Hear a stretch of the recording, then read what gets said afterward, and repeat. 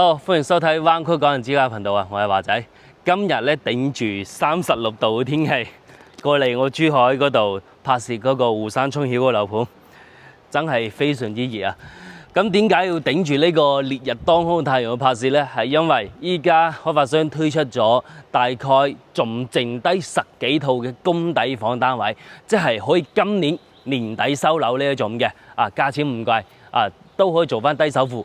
咁依家在售呢啲呢，就係對面嗰度啦，騎樓嚟嘅，咁就係要去到2027年年底。時間就稍微長咗啲，咁依家我同大家介紹嘅有10幾套公底房單位，就今年年底就可以收樓噶啦。兩個面積，一個90平方同埋一個116平方4房嘅。咁116平方咧就喺呢度，呢一條腿仲有得揀總價咧大概係100萬左右，首付5萬蚊，月供嘅話大概4000蚊左右就可以攞低啦。咁景觀咧就係咁樣望出去嘅，望呢啲景觀出去望小區園林。轉頭咧，我哋就可以上去睇嗰個樣板房。不過樣板房唔喺呢度，呢度冇做樣板房。即係大家有興趣嘅話，可以直接過嚟我哋嗰度睇實體樓。即係嚟到現場，我哋帶你哋上去睇真正景觀係點樣嘅。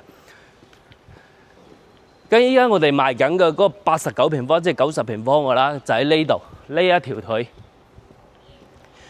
望出嚟嘅園林咧，同轉頭我哋上去睇板房嗰個園林景觀係差唔多嘅，就係呢條腿89平方嘅3房2衛，首付5萬蚊，月供嘅話大概2000零蚊就可以攞低啦。咁望出嚟嘅景觀咧就係咁樣嘅。你哋過嚟睇樓嘅話，我可以帶你上去睇嗰個實體現樓。總共嘅貨量唔多，總共10幾套。今年年底收樓嘅，大家中意呢個樓盤同埋中意呢個珠海低首付嘅呢個樓盤，一定要過嚟睇睇。依家我哋上去睇下板房。好啦，依家上到嚟我哋116平方嘅交樓標準啊。咁我哋116咧，睇翻我哋嘅入門口位置先啦。咁呢度咧就係我哋嘅入門交樓標準，睇到全部都係㗎啦。首先入門第一間房呢間房咧都係已經係夠用㗎啦，擺個1.5米嘅床完全冇問題。咁呢面牆可以突咗佢，咁突咗咧，成間房嘅客廳咧就拉得更加之長啦。但係我覺得呢間房唔突嘅話，我都覺得已經 OK 㗎啦。咁呢個樓盤咧係100%上落啦，佢送嘅地方比較多，從呢個位置開始，一直到嗰間房，從呢度打出去嘅位置全部都係送嘅，唔計錢嘅，所以佢就係咁樣去做到嗰100%嘅上落。即係呢度係116個平方。用到面積都係116，咁呢個陽台行遠少拉過嚟望一望，接近7米長嘅長度嘅，咁呢個陽台嘅話都好舒服噶。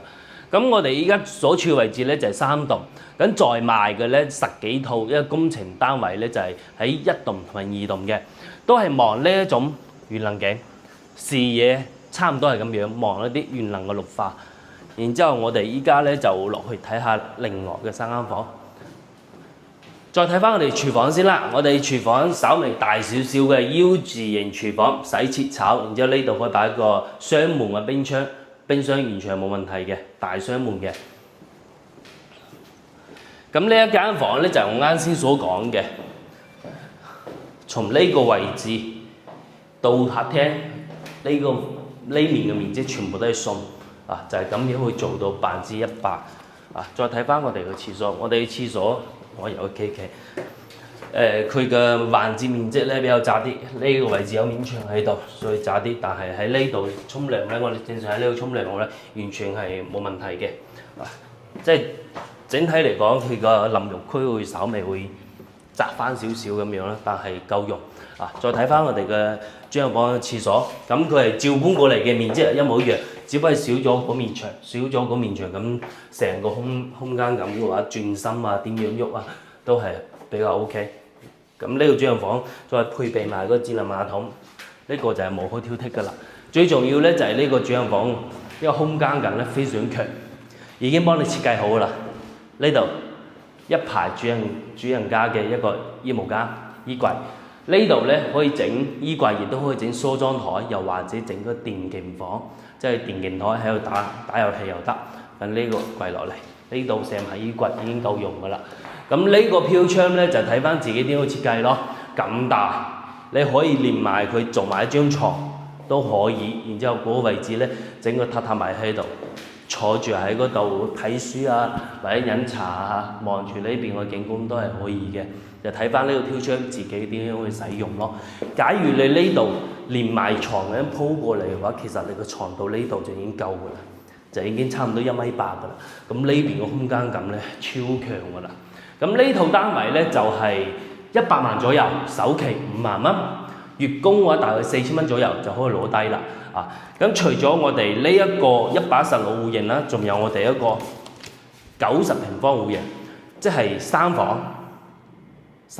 呢度係4房。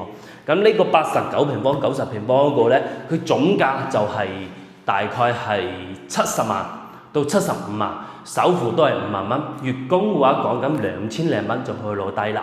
係今年年底收樓嘅嚇，因為依家湖山春曉在售嘅所有樓盤，所有棟數都係明年年底，即係2027年年底先收樓，要等成年半咁長嘅時間。咁依家整一個公底單位咧，就只有10幾套，係今年年底收樓嘅。